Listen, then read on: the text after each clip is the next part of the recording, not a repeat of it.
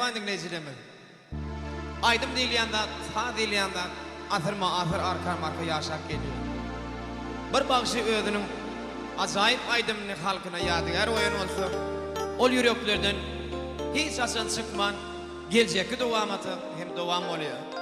Şoň üçin ustad bağışlanmadın, acayip şahirlamadın. Bir de şeyle bir acayip oyun aydımlarının birim sallanıp geçtiğin aydım aramızda yaşatıyor.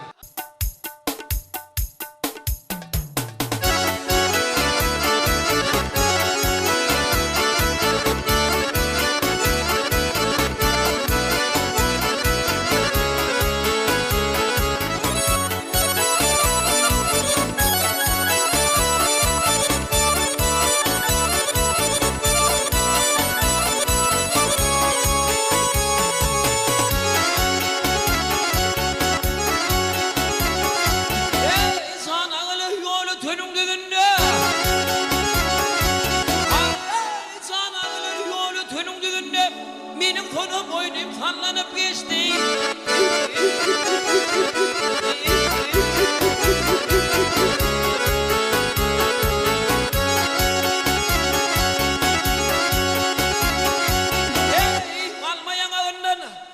Almayan ağından appa küdünden lağlı mercellerini seçti diye gitti.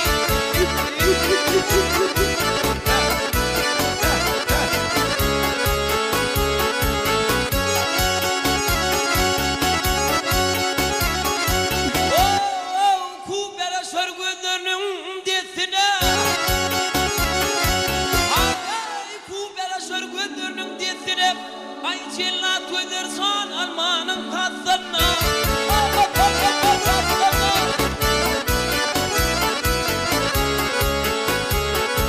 Arman bey bakma yayının üstünde Hadi bu üstünde Ödük ödük ortada gitti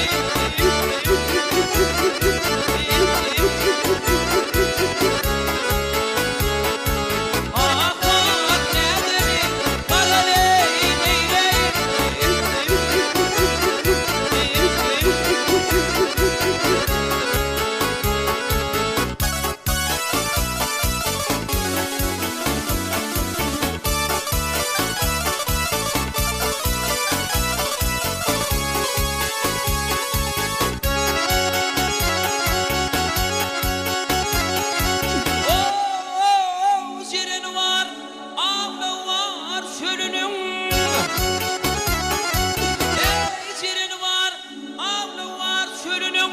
Dördüğü makam